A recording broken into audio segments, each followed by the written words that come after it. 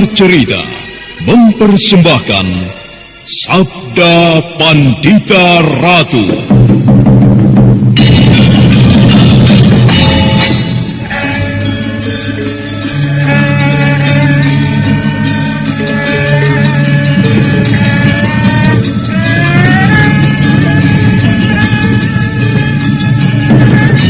Kureguk anggur Mahadewa, kucicipi madu sabdanya.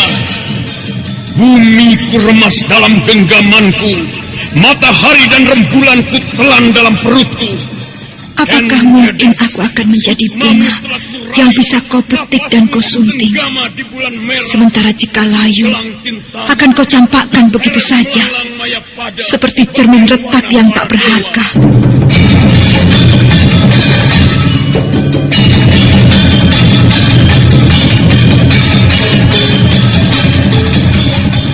Sabda Pandita Ratu, sebuah kisah penuh dilema, tragedi cinta anak manusia, perebutan tahta, mabuk harta dan duniawi, serta silaunya kehormatan, di mana keangkara murkaan merajalela karena dendam yang membara. Kisah ini berlatar belakang berdirinya Singasari. Kang Aron, dialah pemuda yang merebut pahit getirnya kehidupan. Namun sebenarnya, dialah yang harus melaksanakan sabda-sabdanya. Perjalanan sengsaranya adalah awal untuk meraih keberhasilan, untuk menuju kejayaannya di saat Singasari berdiri. Kau telah menjadi milik orang lain. Tak selayaknya jika kita masih menggantungkan angan-angan untuk kita berdua. Hati Kakang telah berubah. Tidak, Kandedes. Sama sekali tidak berubah. Akan tetapi aku tidak boleh hanyut menuruti keinginan. Aku mencintaimu, tetapi aku harus menumbuhkan perasaan lain. Karena kau telah menjadi milik aku. Bahkan kau akan segera mendapatkan keturunan. Aku hanya memiliki tubuhku, tidak jiwaku. Terima kasih. Tetapi apakah tidak pernah tumbuh sebuah pertanyaan di dadamu? Apakah kita akan tetap seperti ini? Betapa naifnya.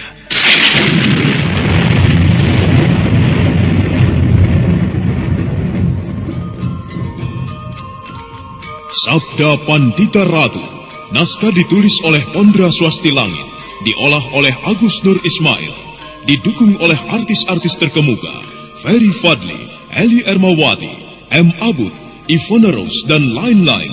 Teknik dan montase, Ibing Arifin, dengan sutradara Dian Pertiwi. Sabda Pandita Ratu kali ini mengetengahkan episode ke-9 dengan judul Panas Bara Perapian.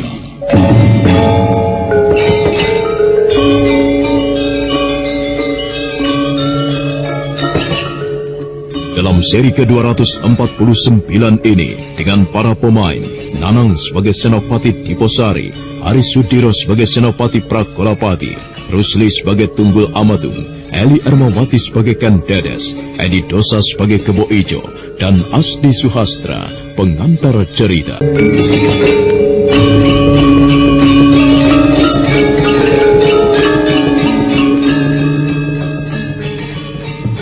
Perampokan atas orang-orang kaya di Tumapel, dan kemudian ulah perampok yang berkuda putih, berjubah dan bertutup wajah serba putih yang membagi-bagikan uang kepada rakyat kecil, membuat aku Tunggul Amatung benar-benar seperti dilecehkan. Aku melihat tindakan orang itu seperti berusaha menjauhkan aku dari rakyatnya. Di pagi itu, Senopati Prakolapati dan Diposari menghadap aku.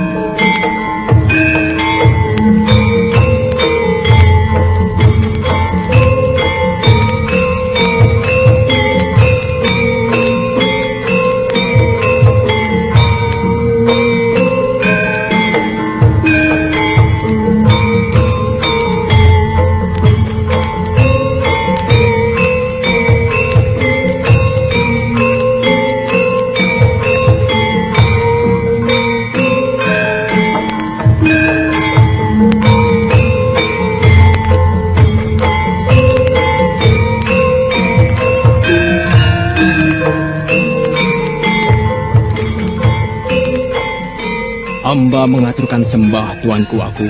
Aku terima Senopati Diposari. Hamba mengaturkan sembah tuanku Aku. Juga aku terima sembahmu, Senopati Pragolapati. Duduklah. Aku mempersilahkan Senopati Diposari dan Pragolapati untuk duduk.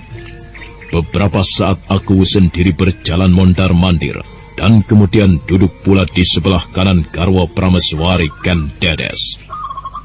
Apa yang bisa kau laporkan kepadaku, Pragolapati? Hamba tuanku, semalam Ki Tumper telah menjadi korban perampokan berikutnya, atau yang ketiga. Hamba telah berhasil mengejar perampok itu, yang nampaknya membagi-bagikan harta rampokan itu kepada rakyat kecil. Tetapi ampun tuanku, hamba tidak mampu menangkapnya. Kenapa? Perampok itu mempunyai ilmu kanuragan yang sangat tinggi. Jauh berada di atas kemampuan hamba. Meski hamba telah membawa sekitar 20 orang untuk menangkapnya. Bagaimana dengan Ken Arok? Hamba telah mencurigai Ken Arok, tuanku. Banyak sekali hal-hal yang sesuai dengannya. Akan tetapi, ternyata Senopati Diposari mempunyai cerita yang lain sama sekali, tuanku.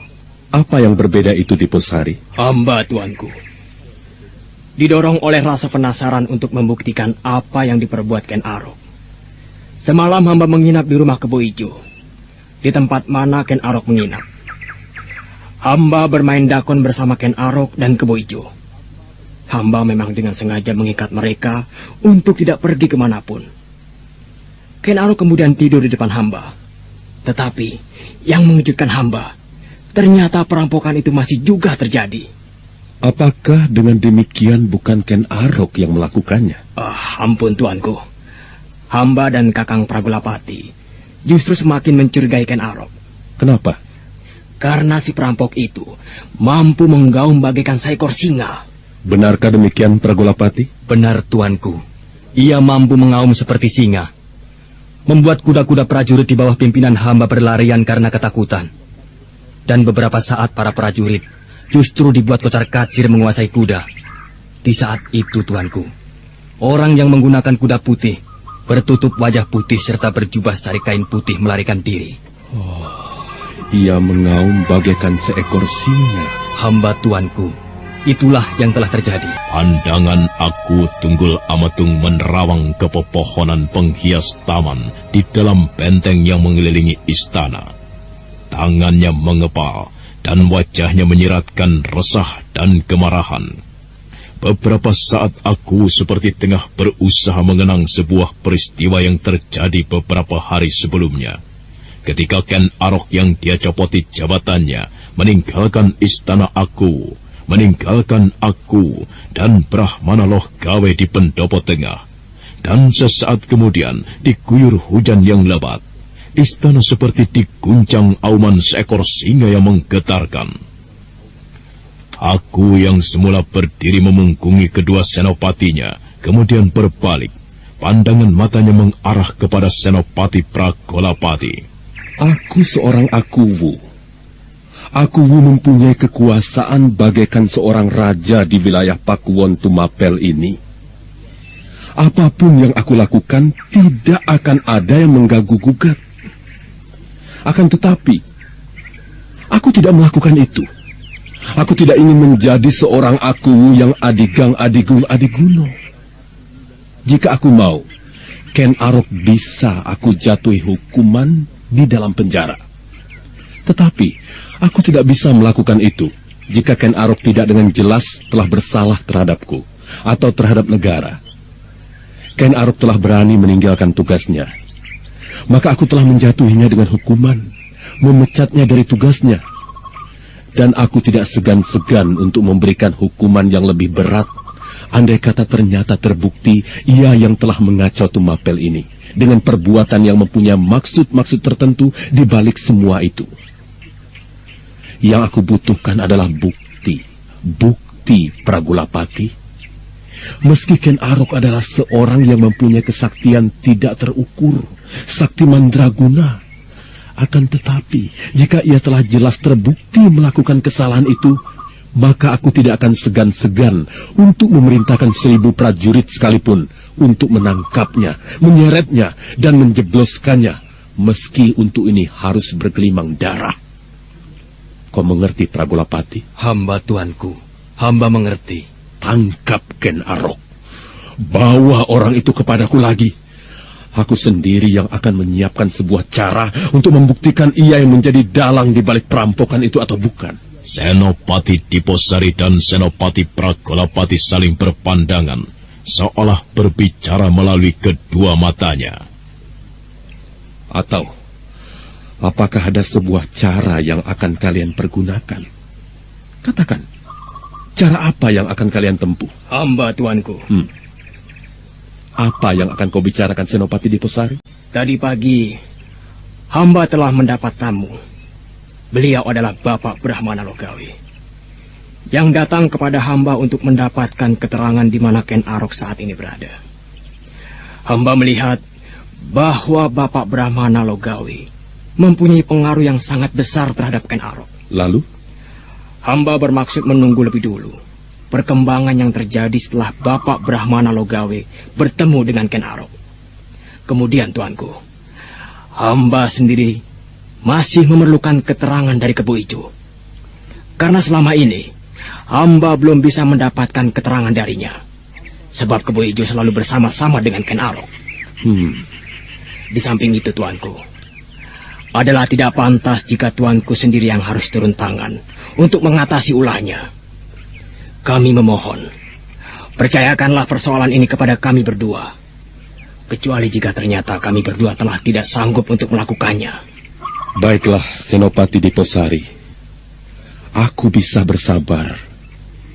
Aku akan bersabar menunggu dan melihat perkembangan. Tetapi aku akan menjadi tidak sabar lagi jika telingaku menjadi gatal karena mendengar cerita perampokan mengoyak malam di Tumapel. Mengerti? Hamba tuanku.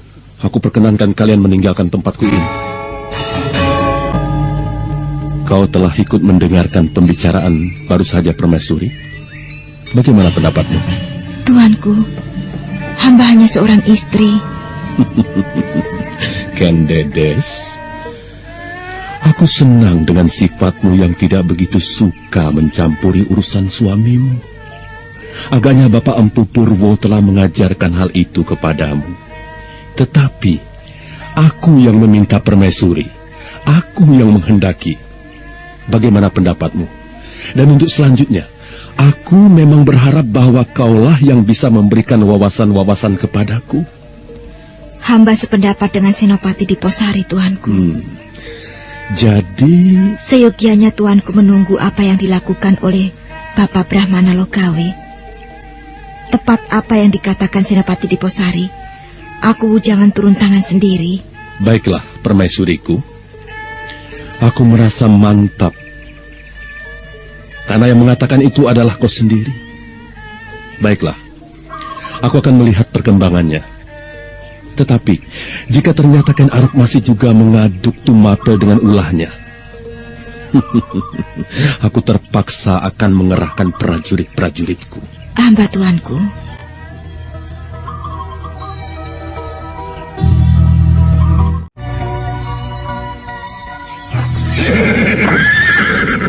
Sudah lama kau menungguku, Kebo Ijo?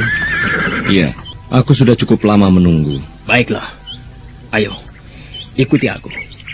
Kakang Senopati Pragolapati juga akan menghendaki bicara denganmu.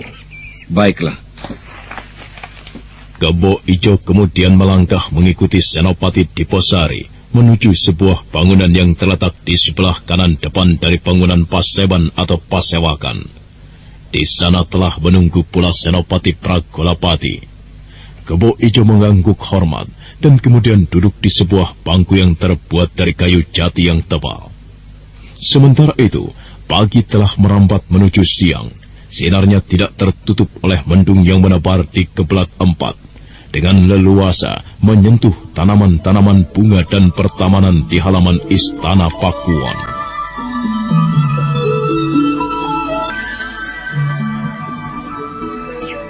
Kebo Ijo, Bagaimana Kakang Diposari? kau tentu tidak akan lupa bahwa kau aku minta untuk menempatkan diri di samping Ken Arok adalah untuk mengawasinya.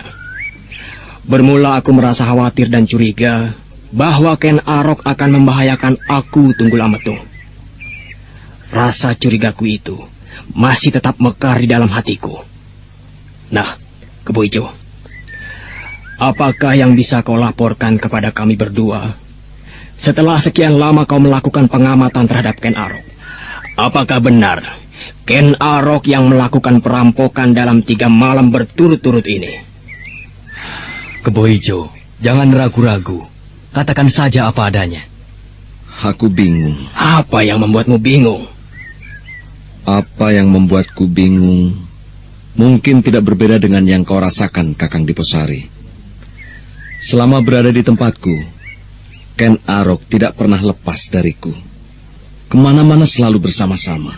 Bagaimana dengan malam hari? Rasanya sama saja, Tuan. Ken Arok menginap di tempat saya, tetapi ia tidur di biliknya sendiri. Apakah ia tidur betul ataukah kemudian keluar untuk melakukan perampokan? Itu saya sama sekali tidak tahu. Selama di tempatmu, apakah Ken Arok pernah menerima tamu? Tidak, Tuan. Kebo Ijo, Bagaimana? jangan-jangan justru kau telah terpengaruh Ken Arok. Pertanyaan yang tidak terduga itu ternyata mampu membuat wajah Kebo Ijo berubah. Dia terkejut dan rona wajahnya memerah. Dan hal itu ternyata tidak lepas dari perhatian Senopati Pragolapati ataupun Senopati Diposari. Kebo Ijo segera menghela napas panjang. Dan sesaat kemudian dia berhasil menguasai diri. Bagaimana? Apakah benar kira-kira apa yang aku katakan ini? Bahwa kau tidak lagi berdiri pada tempat yang seharusnya, yaitu mengawasi apapun yang dilakukan oleh Ken Arok. Dan sekarang berbalik menjadi bagian dari semua yang dilakukannya. Betulkah begitu? Tidak. Kebo Ijo merasa disudutkan pada keadaan yang serba salah. Ada keinginan untuk mengatakan apa yang sebenarnya telah terjadi. Tetapi ada pula dorongan di dalam hatinya untuk menyimpan rapat-rapat apa yang telah dilakukan oleh Ken Arok, yang bahkan telah melibatkan dirinya pula. Jadi benarkah dugaanku yang salah, bahwa ternyata kau berbalik menjadi bagian dari apa yang telah dilakukan oleh Ken Arok, Kebo Ijo? Iya, kau salah. Jadi bagaimana? Terus terang aku masih bingung, Kakang Senopati Diposari. Aku bingung memikirkan, benarkah perampokan-perampokan itu dilakukan oleh Ken Arok? Rasanya tidak. Karena selama ini Ken Arok tidak pernah berpisah jauh dariku. Bahkan semalam, Kakang, ketika perampokan itu telah terjadi lagi, Ken Arok bahkan tidak mendapat kesempatan untuk bergeser sama sekali darimu. Bagaimana dengan orang lain? Orang lain bagaimana yang Tuan maksudkan? Mungkin Ken Arok mendalangi perampokan itu, dan orang lain yang melakukannya. Bagaimana? Apakah Ken Arok tidak berbicara sesuatu denganmu? Sayang sekali, Tuan. Dalam 3 hari ini, aku tidak mendapatkan kesempatan untuk menanyakan hal itu kepadanya. Aneh. Bukankah selama ini kau selalu bersama dengannya? Bagaimana kau bisa mengatakan bahwa kau tidak pernah mendapatkan kesempatan? Maksudku, rasanya aku mengalami kesulitan untuk berbicara hal itu kepadanya. Apalagi menuduhnya mendalangi perampokan itu. Apa maksudmu? Kesulitan yang aku maksud itu bisa aku rasakan, Tuan. Akan tetapi, aku tidak bisa menerjemahkan ke dalam rangkaian ucapan. Mungkin karena kau takut kepadanya. Iya. Bagaimana pendapatmu, Diposari? Apakah Kebo Ijo tadi telah mengatakan yang sejujurnya? Atau kau menemukan sesuatu yang aneh pada sikapnya? Benar, Kakang. Bagaimana? Aku meragukan Kebo Ijo. Aku tidak yakin Kebo Ijo yang sekarang ini adalah Kebo Ijo yang ketika itu aku mintai bantuan untuk mengawasi Ken Arok. Aku kira ia telah dipengaruhi oleh Ken Arok. Baiklah, Adi Diposari. Marilah kita berpisah. Jika sekiranya Brahmana Loh Gawe itu berhasil kau temukan lagi, atau mungkin datang ke barakmu, hubungi aku. Baik.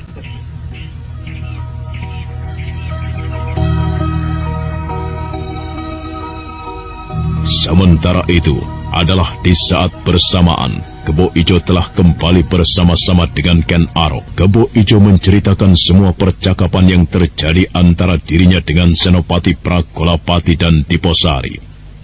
Ken Arok mendengarkan uraian itu dengan mata berbinar-binar. Nah, Itulah yang telah terjadi, Ken Arok. Aku tidak keberatan dengan sikap mereka. Aku tidak keberatan mereka mencurigai aku. Biar saja. Lalu? Aku akan tetap melanjutkan perampokan-perampokan itu. Seorang penunggang kuda putih dengan jubah berwarna putih serta tutup wajah yang berwarna putih pula akan menjadi seorang pahlawan yang selalu disebut-sebut oleh kaula kecil. Dan aku jamin, siapapun tidak akan ada yang berani menghalangiku. Tidak akan ada yang mampu. Pagi itu pun, kemudian merambat siang, Ken Arok dan Kebo Ijo berjalan menelusuri sepanjang jalan di kota Tumapel. Wajah keduanya tidak kelihatan jelas karena tertutup oleh topi yang lebar, terbuat dari anyaman pandan. Namun sebenarnya, Ken Arok tengah memperhatikan rumah-rumah orang kaya yang cukup banyak di Tumapel, yang akan menjadi korban berikutnya. Dan ketika waktu kemudian merambat semakin siang, Ken Arok dan Kebo Ijo pulang. Tetapi Ken Arok terkejut melihat seseorang nampak duduk termangu di halaman rumah Kebo Ijo. Bapak Brahmana Loh Gawe. Aku telah menunggumu cukup lama di sini, Ken Arok. Anak maskah yang bernama Kebo Ijo. Benar, Bapak. Baiklah. Maafkan aku, anak Mas Kebo Ijo. Aku ingin berbincang agak panjang dengan Ken Arok. Izinkan aku menggunakan rumahmu untuk berbicara dengannya. Bagaimana? Apakah kau merasa keberatan? Oh, tidak. Tidak, Bapak. Silakan. Ken Arok. Jangan menundukkan kepala, Ken Arok. Ayo, pandanglah aku. Apakah sebenarnya yang akan Bapak bicarakan kepadaku? Kau benar-benar tidak tahu, ataukah kau berpura-pura tidak tahu, Ken Arok? Aku tidak tahu dengan apa yang Bapak maksud. Jangan berpura-pura. Kau tentu berada di belakang peristiwa-peristiwa yang tengah menggegerkan Tumapel saat ini. Perampok itu adalah kau sendiri. Iya. Mengapa kau lakukan itu? Mengapa kau lakukan itu, Ken Arok? Sekali lagi aku bertanya, jawablah. Mengapa kau lakukan itu? Aku melakukan karena aku ingin melakukan. Ulangi sekali lagi, Ken Arok. Aku melakukan karena aku ingin melakukan. Hanya itu? Tidakkah kau ingin mengatakan alasan yang lain? Atau alasan yang sebenarnya mengendap di dalam hatimu? Bagaimana, Ken Arok? Aku tidak senang terhadap aku yang sombong itu, Bapak. Dan apa yang aku lakukan adalah sebagai balasan atas apa yang diperbuatnya kepadaku. Aku kecewa, Ken Arok. Semula aku mengira bahwa aku akan mampu mengatasi sifat-sifat dan perilakumu yang liar itu. Tetapi ternyata aku keliru. Masih saja kau menuruti kata hati dan perasaanmu. Masih saja kau menggunakan naluri nafsu daripada akalmu. Jika itu yang kau lakukan, kau akan terseret ke dalam perbuatan yang tidak patut. Aku tengah menolong orang banyak, Bapak. Apa? Kau merasa tengah melakukan perbuatan menolong orang banyak? Begitu? Minger kiblatmu, Ken Arok. Mustahil. Jika kau tidak tahu apa yang telah kau perbuat itu, justru telah membuat rusaknya sebuah tatanan. Mengacaukan pikiran orang banyak. Menumbuhkan anggapan bahwa merampok itu adalah sebuah perbuatan yang bisa dibenarkan. Ken Arok, aku minta hentikan perbuatanmu itu. Sayang sekali, tidak mungkin. Apa maksudmu? Apa yang aku lakukan tidak perlu aku tutup-tutupi. Adalah menjadi bagian dari sebuah rencana yang besar. Apa yang kau maksud dengan sebuah rencana yang besar itu? Aku tidak bisa bercerita, Bapak Loh Gawe. Dan aku minta engkau tidak menghalang-halangi niatku. Ken Arok memandang langsung wajah Brahmana Loh Gawe. Matanya tajam memandang Brahmana yang sudah lanjut usia itu. Dada Brahmana Loh Gawe berdesir. Dia memang harus mengakui bahwa pada rona wajah Ken Arok tersimpan sesuatu yang luar biasa, yang hanya bisa dikenalinya dengan menggunakan ketajaman mata hatinya. Brahmana Loh Gawe memang telah meyakini bahwa Ken Arok telah membawa wahyu anugerah dari dewa-dewa di langit, bahwa kelak dia akan memegang tampuk pimpinan sebagai raja besar di tanah Jawa. Lama Brahmana Loh Gawe merenungi hal itu, seperti tengah mencerna sesuatu. Ia calon raja. Ken Arok calon seorang raja yang besar. Sungguh naif sekali. Seorang calon raja mempunyai perilaku yang tidak terpuji. Atau memang demikianlah perjalanan hidup yang harus ditempuhnya? Ia menjadi perampok dengan jalan apa yang dirintisnya itu. Ia akan meraih takhta. Ia mengatakan apa yang dilakukannya adalah sebagian sebuah rencana yang besar. Bagian dari impian yang tengah ditunggunya untuk menjadi kenyataan. Jika demikian, untuk apa aku berharap terlampau jauh? Mengendalikan Ken Arok, menuntunnya untuk menjadi seorang yang tanpa cacat dan celah. Mata Brahmana Loh Gawe kemudian meredup dan bahkan sejenak memejam. Kebo Ijo yang mendengarkan pembicaraan itu dengan seksama mencoba menebak apa kira-kira yang sedang dipikirkan oleh Brahmana yang sebagian rambutnya juga jenggot dan kumisnya telah berwarna putih itu. Beberapa saat berlalu, Brahmana Loh Gawe kemudian membuka mata, dan terucaplah kemudian sebuah kalimat yang sama sekali tidak diduga oleh Kebo Ijo. Baiklah Ken Arok, terserah apa yang akan kau lakukan. Pilihlah jalanmu sendiri. Semoga Hyang Batara Agung melindungimu. Kebo Ijo termangu, bahkan nyaris lupa menjawab ketika Brahmana Loh Gawe meminta diri kepadanya sebagai pemilik rumah. Kebo Ijo bagaikan tersentak bangun ketika Brahmana Loh Gawe telah hilang di tikungan jalan. Apa artinya semua ini, Ken Arok? Artinya, apa yang harus diartikan? Apa yang kau maksud sebagai sebuah rencana panjang itu, Ken Arok? Kau tidak perlu tahu, Kebo Ijo. Tetapi kau telah melibatkan aku, Ken Arok. Kau tidak bisa mengabaikan aku begitu saja. Aku harus mengerti apa yang kau maksud dengan sebuah rencana yang besar itu. Aku memiliki sebuah cita-cita. Apa cita-citamu? Kau ingin menggantikan kedudukan aku Tunggul Ametung dengan merebut kelenggahannya? Begitukah, Ken Arok? Aku? Tidak. Lalu? Raja. Aku ingin menjadi seorang raja.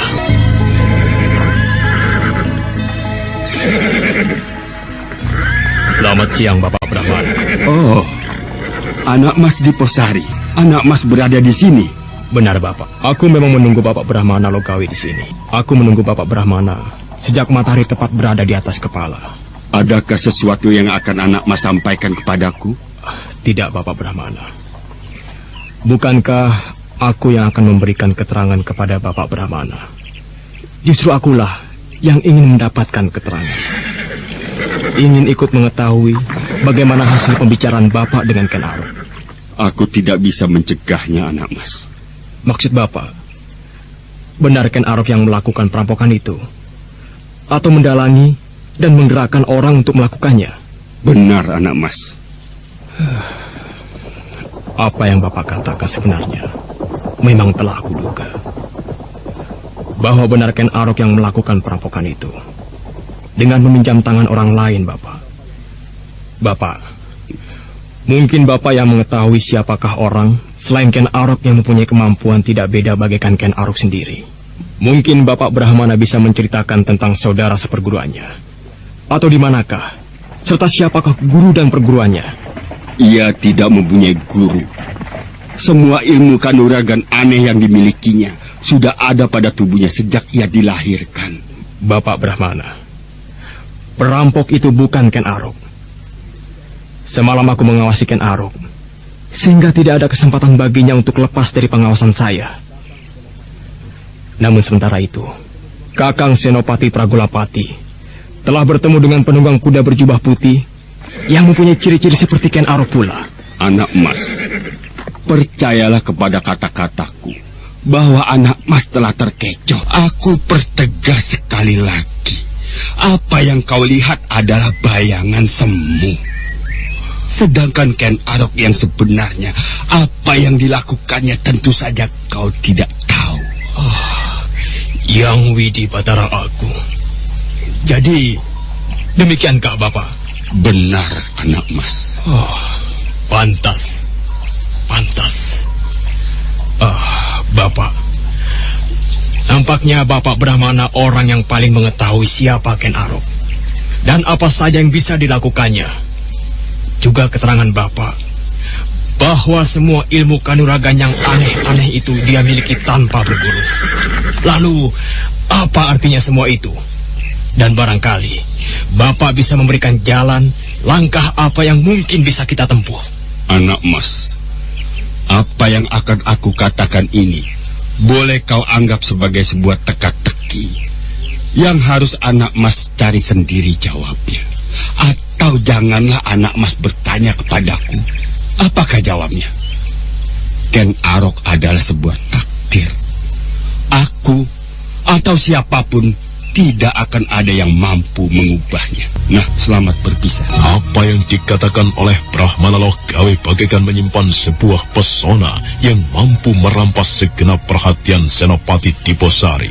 Brahmana Loh Gawe yang telah berusia lanjut itu berjalan tertatih-tatih, seolah tenaganya telah tidak mampu mengantarkan kemana tubuhnya bermaksud pergi. Serasa masih bergema di bagian dalam gendang telinganya apa yang telah dikatakan oleh Brahmana itu.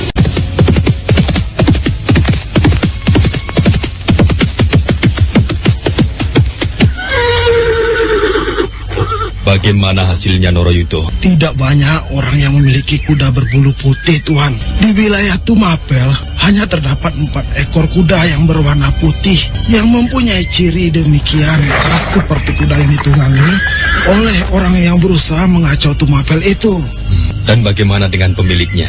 Pemiliknya mengaku bahwa kudanya tidak pernah keluar kandang dalam 3 hari ini, Tuan. Dan kau percaya dengan kata pemilik kuda-kuda itu, Noroyudo? Tentu saja tidak, Tuan. Kuda-kuda itu semuanya telah saya perintah untuk dibawa ke barak pasukan berkuda. Diamankan untuk sementara, Tuan. Bagus. Waktu kemudian bergeser cepat. Siang telah merambat sore, bahkan kemudian sore pun telah ditelan oleh datangnya malam. Dan sebagaimana malam-malam sebelumnya, Tumapel kembali diguncang oleh sebuah peristiwa yang menggetarkan. Perampokan. Bahkan Ken Arok sendiri terkejut ketika Kebo Ijo menyampaikan sebuah warta atas apa yang telah terjadi. Apa katamu? Ulangi, Kebo Ijo. Ada orang lain di luar kita yang juga melakukan perampokan. Saudagar Joyo Tangkar yang menjadi korban. Ia dibunuh bersama anak menantu laki-lakinya. Dibunuh? Iya. Berdebah. Siapapun orang itu, ia tidak akan lepas dari tangan Ken Arok. Ki Joyo Tangkar. Aku mengenal baik orang itu.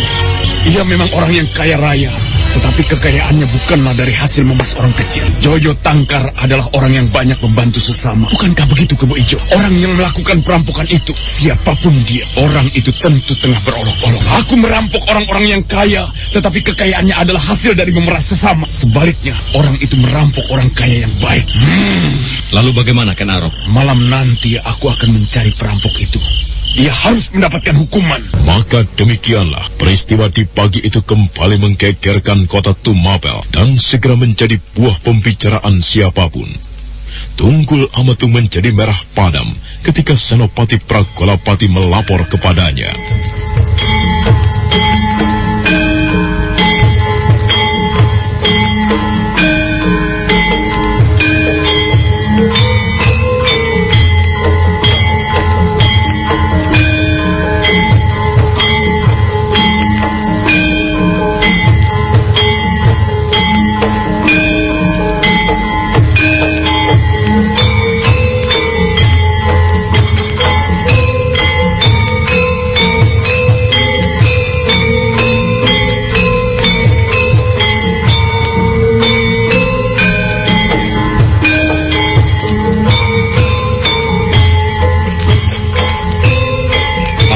Akan kau laporkan kepadaku, Pragolapati? Ampun, tuanku. Hamba mohon 1000 ampun jika di pagi ini hamba harus melaporkan kembali perampokan yang terjadi. Semalam telah terjadi perampokan, tuanku. Ki Wonoboyo didatangi oleh perampok itu yang menguras habis harta bendanya. Akan tetapi, yang lebih dari peristiwa itu adalah perampokan atas Ki Joyo Tangkar, tuanku. Ki Joyo Tangkar? Benar, tuanku. Ki Joyo Tangkar beserta anak menantunya telah tewas. Pragolapati, hamba tuanku Aku perintahkan kepadamu, bawa pasukan, jika perlu segelar sepapan, seret Ken Arok kemari. Kau dengar? Hamba tuanku, hamba akan melaksanakan perintah.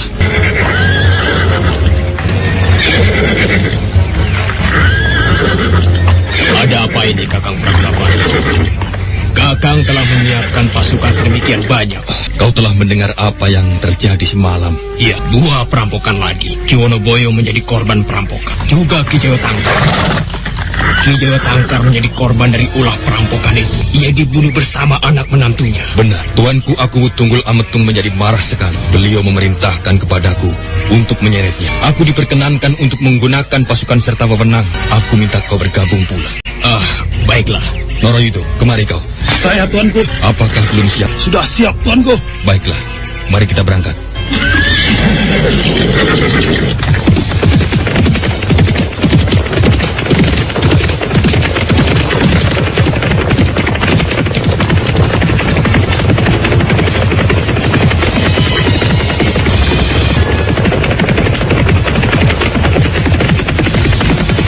Maka di pagi itu pula, dari barak pasukan berkuda telah berderap sekelompok pasukan yang berkekuatan cukup besar, menumbuhkan tanda tanya kepada orang-orang yang berpapasan dengan mereka. Pada umumnya orang-orang itu segera menghubungkannya dengan perampokan yang telah terjadi. Dan dengan gerakan yang terlatih, maka dalam waktu singkat, rumah Kebo Ijo telah dikepung tombak-tombak telanjang, pedang-pedang tanpa warangka telah siap membantai mereka. Kepung rumah ini, jangan sampai ada yang lolos. Ken Arok, rumahku telah dikepung. Bagaimana ini? Biar saja. Jangan senyum-senyum, Ken Arok. Ini persoalan gawat. Jangan berisik. Kita temui mereka. Aku ingin tahu apa yang mereka kehendaki. Aku bukan kau yang dicari Kebo Ijo, tapi aku. Tenanglah. Ken Arok, keluar kau. Ayo keluar kau.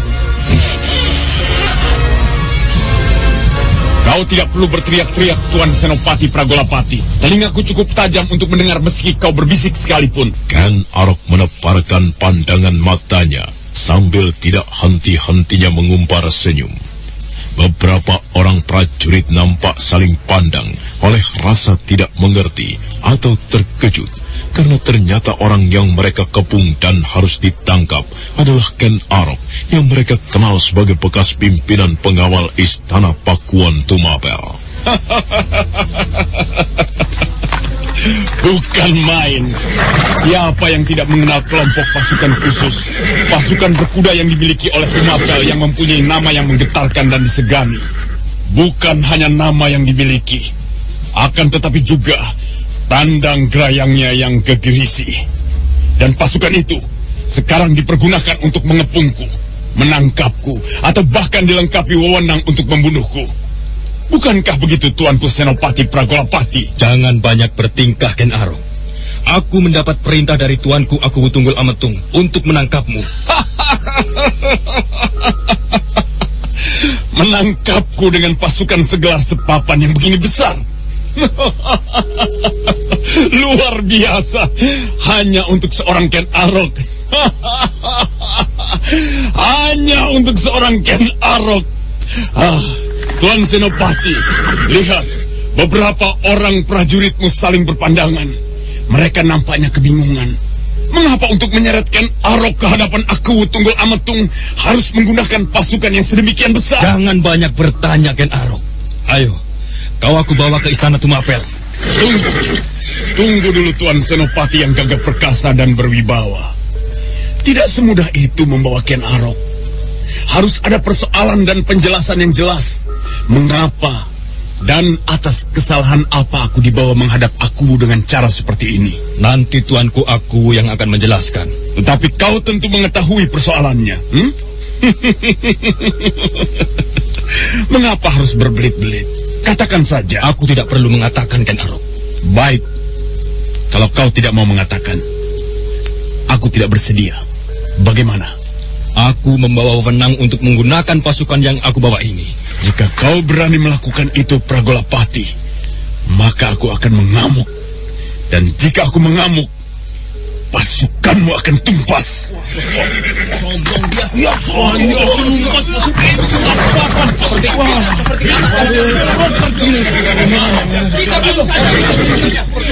Katakan, untuk urusan apa aku memanggilku?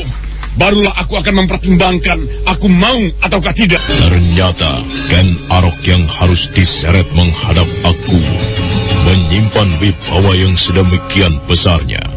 Senopati Pragolapati yang meski telah membawa prajurit-prajurit pilihan dari kelompok pasukan berkuda menjadi kebingungan ketika Ken Arok memintanya untuk menjelaskan mengapa dirinya dipanggil menghadap aku. Katakan, jangan hanya kebingungan saja kau Senopati Pragolapati.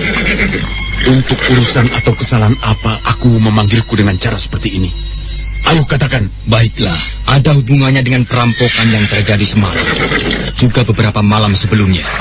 Begitu. Tuan aku telah menuduhku melakukannya. Ken Arok, tuanku aku belum menuduhmu, tetapi mencurigaimu. Dan untuk itulah, kau diminta menghadap aku Tunggul Ametung sekarang juga. Jika itu yang kau katakan Kakang Senopati Diposari, maka bagiku, atau bagi Ken Arok lain artinya. Mengapa untuk memanggil Ken Arok harus dengan cara seperti ini? Dengan menggunakan prajurit sedemikian banyaknya. Ini bisa aku artikan bahwa aku telah dianggap menjadi terdakwa perampokan itu. Bukan sekedar praduga, bukan sekedar rasa curiga. Dan aku tidak mau diperlakukan dengan cara seperti ini. Maksudmu? Maksudku sudah jelas. Aku tidak mau diperlakukan seperti ini. Ken Arok, aku telah membawa wewenang untuk membawamu. Meski dengan cara kekerasan, atau meski harus menggunakan bebanten korban yang berjatuhan. Baik, aku layani. Dengan senang hati aku akan melayani. Dan jangan salahkan aku jika cukup banyak prajuritmu yang akan aku tumpas di tanganku. Prajurit, tangkap Ken Arok atau bunuh jika melawan. Tunggu. Mengapa kau mencegah Diposari? Kakang Senopati, ada sebuah cara yang bisa dipergunakan selain cara ini. Izinkanlah aku berbicara, Ken Arok. Bagaimana? Mungkin ada cara lain yang kau kehendaki, tetapi kau bersedia menghadap aku. Aku tidak keberatan untuk memenuhi panggilan aku, tetapi tidak dengan cara seperti ini. Juga tidak dengan kedudukan seperti ini. Tidak dengan cara menggunakan prajurit yang sebanyak ini. Seolah aku benar-benar telah dianggap sebagai terdakwa yang jelas bersalah. Lalu, apakah jika Kakang Pragolapati memerintahkan prajurit-prajuritnya untuk pergi, kau akan bersedia dibawa ke Istana Pakuwon? Baik, aku tidak keberatan. Nah, Kakang, kau telah mendapatkan jawaban dari Ken Arok. Kau tidak perlu merasa kehilangan muka. Kau bisa memerintahkan kepada prajuritmu untuk kembali ke baraknya. Sementara itu, Ken Arok juga tidak perlu merasa dibeset wajahnya. Baik. Tetapi aku ingin mendapatkan ketegasan jawaban Ken Arok sebagai seorang lelaki yang berjiwa jantan. Baik. Aku tidak akan tinggal gelanggang colong pelayu melarikan diri secara pengecut dari persoalan ini, Kakang Pragolapati. Pergilah kau dengan segenap pasukanmu. Aku tidak mau pergi ke istana bersama-sama denganmu. Karena masih akan berbau anggapan bahwa aku ditangkap. Pergilah, aku akan menyusul ke istana. Tidak, Ken Arok. Aku bersedia membubarkan prajuritku untuk meninggalkan tempat ini. Akan tetapi, kau harus bersama aku menghadap aku. Aku tidak mau. Kalau kau memaksakan diri silahkan. Mumpung prajuritmu masih lengkap berada di sini. Kakang Pragolapati, sebaiknya kau penuhilah permintaannya. Biarlah aku yang akan mengantarkan Ken Arok menghadap aku. Baik. Aku akan mendahului menghadap aku Tunggul Ametung. Dan aku minta Kebo Ijo ikut serta pula. Tentu. Kebo Ijo tentu akan menyertai pula ke istana. Prajurit, kembali. Ya, ayo kita tinggalkan tempat ini.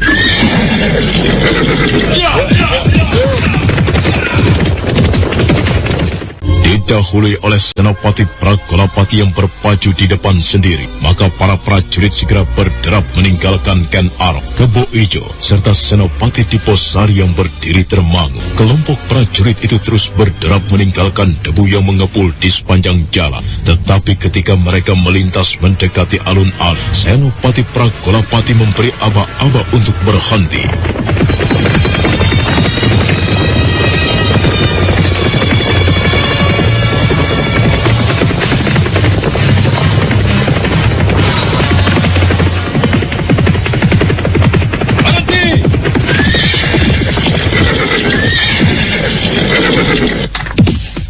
Kita semua tidak jadi kembali ke barak pasukan berkuda, tetapi kita menuju ke istana Tumapel. Kita bantu para prajurit penjaga istana. Dan jika Ken Arok itu bertingkah macam-macam, kita bunuh dia. Ayo kita ke istana.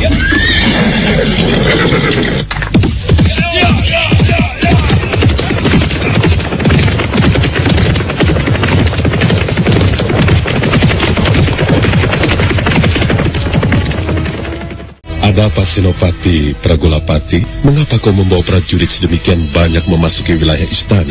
Ampun tuanku, hamba harus menjelaskan sesuatu. Katakan Pragolapati. Semua ini karena Ken Arok tuanku.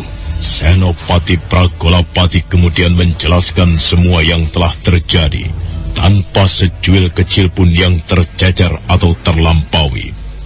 Aku Tunggul Ametung mendengarkan dengan seksama, dan kemudian mengangguk-anggukan kepalanya. Demikianlah tuanku. Hamba mohon tuanku berkenan untuk mengerti atas tindakan yang telah hamba ambil. Baiklah, aku bisa mengerti Pragolapati. Maka demikianlah, ketika matahari memanjat sedikit lebih tinggi, yang ditunggu-tunggu akhirnya datang. Ken Arok dan Kebo Ijo yang dikawal oleh Senopati Diposari memasuki halaman istana Tumapel. Ken Arok mengumbar senyum melihat bekas anak buahnya serta beberapa prajurit yang berjaga-jaga di setiap sudut. Oleh Pragolapati, Ken Arok bersama Kebo Ijo serta Senopati Diposari dibawa menuju ke pendopo. Bukan suatu hal yang sewajarnya, karena biasanya pendopo dipergunakan sebagai tempat pasewakan. Bukan main, sebuah kehormatan yang luar biasa. Agaknya aku telah siap menerimaku di sini, di pendopo tempat seba, pendopo pasewaan. Jangan kau merasa besar kepala, Ken Arok. Di tempat ini aku justru akan menentukan bagaimana nasibmu. Aku tidak akan ingkar. Akan tetapi ada baiknya kau menemui aku Tunggul Ametung yang nampaknya sedang tidur saat ini, Senopati Pragolapati. Apa maksudmu, Ken Arok? Beberapa hari yang lalu aku pernah menghadap aku dengan ditemani oleh Bapak Brahmana Lohgawe. Aku menghadap mulai saat petang. Namun ketika waktu telah melewati hari tengah malam, barulah aku menerima kami. Aku tidak ingin hal itu terjadi lagi kali ini. Karena hal itu aku nilai sebagai keangkuhan dan kesombongan. Jika hal itu terulang, lebih baik aku pergi. Wajah Senopati Pragolapati tiba-tiba menjadi merah padam mendengar ucapan Ken Arok. Namun Senopati Pragolapati tidak bisa berbuat apa-apa kecuali hanya menunggu. Ternyata apa yang dikatakan oleh Ken Arok benar. Meski beberapa saat waktu berlalu, aku Tunggul Ametung belum muncul juga di pendopo. Nah, apa kataku? Betapa sombongnya orang itu. Kau tidak bisa mengatakan aku sombong, Ken Arok. Sesukaku. Pada kenyataannya memang begitu. Aku yakin, meski aku telah menghadap sekarang, namun baru malam nanti atau bahkan barangkali besok, aku akan menemui kita di sini. Selamat tinggal. Ayo Kebo Ijo, kita tinggalkan tempat ini. Tunggu. Kau mau apa? Kau tidak bisa berbuat seenakmu sendiri. Kalau begitu kau mau apa? Bukankah dari awal beradu nyawa pun aku siap melayani? Ayo Kebo Ijo, kita tinggalkan tempat ini. Jika itu yang akan kau lakukan, Ken Arok, maka benar-benar akan terjadi pertempuran di tempat ini. Jangan hanya sekedar berbicara, Pragolapati. Bukankah dari awal aku sudah mengatakan bahwa aku siap melayani? Kakang Pragolapati, tenang. Ken Arok, sabarlah. Berilah kesempatan aku bicara. Kau duduklah, Ken Arok. Memang ada benarnya aku harus segera diberitahu. Tuanku, aku telah tahu. Justru karena itu, aku Tunggul Ametung telah tahu Akan tapi ia membiarkan kita di sini menunggu tanpa kejelasan. Itulah yang aku persoalkan. Aku pernah mengalami peristiwa seperti ini, dan itu aku rasakan sebagai suatu hal yang sama sekali tidak enak, membuat sesak di dada. Nah, lebih baik aku pergi. Sabarlah Ken Arok. Sabar. Duduklah. Biar aku yang akan menghadap aku untuk berbicara. Itu bagus. Aku memang tidak suka duduk di sini berlama-lama tanpa kejelasan. Biar aku yang menghadap Tiposari. Kau tunggu di sini. Nah, itu lebih baik. Dengan wajah yang masih nampak merah padam, Senopati Pragolapati segera beranjak pergi, diiringi tatapan mata Diposari dan Kebo Ijo. Sedangkan Ken Arok memandang kepergian Pragolapati dengan tersenyum-senyum. Adalah Kebo Ijo yang merasakan ketegangan luar biasa di dalam hati. Dia justru mengumpat, meski umpatan itu hanya bergema di dinding hatinya sendiri. Kau memang keterlaluan, Ken Arok. Mengapa? Kau membuat jantungku terasa akan terlepas. Supaya tidak lepas, pegangi jantungmu erat-erat, Kebo Ijo. Permainan yang benar-benar gila. Gila, tetapi menyenangkan. Aneh jika kau bisa mendapatkan rasa kesenangan dari permainan ini, Ken Arok. Dada Senopati Diposari berdesir mendengar Ken Arok yang berani tertawa lepas tanpa kendali. Suara itu bisa sampai di bagian istana dalam dan bisa dianggap sebagai perilaku yang tidak patut. Namun tiba-tiba Senopati Diposari terbayang pada seorang kakek tua yang telah meninggalkan sebuah tanda tanya pada dirinya. Tanda tanya yang selalu menggoda hatinya kapan saja. Anak Mas, apa yang akan aku katakan ini boleh kau anggap sebagai sebuah teka-teki yang harus anak Mas cari sendiri jawabnya. Atau janganlah anak Mas bertanya kepadaku. Apakah jawabnya? Ken Arok adalah sebuah takdir. Aku atau siapapun tidak akan ada yang mampu mengubahnya. Berulang kali Diposari mencoba mencari makna dan jawab dari kata-kata Brahmana Loh Gawe itu. Tetapi senyampang ia melakukannya, dia tidak pernah menemukan jawabannya. Untuk mengetahui apakah jawabnya, tampaknya aku harus menunggu dan menunggu. Apa yang kau lamunkan, Kakang Senopati Diposari? Tidak. Aku tidak melamunkan apa-apa. Ken Arok tersenyum lepas, seolah tidak menyimpan beban apa-apa. Hal itulah yang justru membuat Senopati Diposari bertanya-tanya, orang macam apakah Ken Arok itu yang mampu bersikap seperti itu? Sementara itu, langkah Senopati Pragolapati telah sampai di pendopo dalam. Dia telah menemui seorang pelayan dalam dan mengajukan permohonan untuk bertemu dengan aku. Nah, saudara pendengar, untuk mengetahuinya, nantikanlah kelanjutan kisah ini dalam seri berikutnya. Sampai jumpa.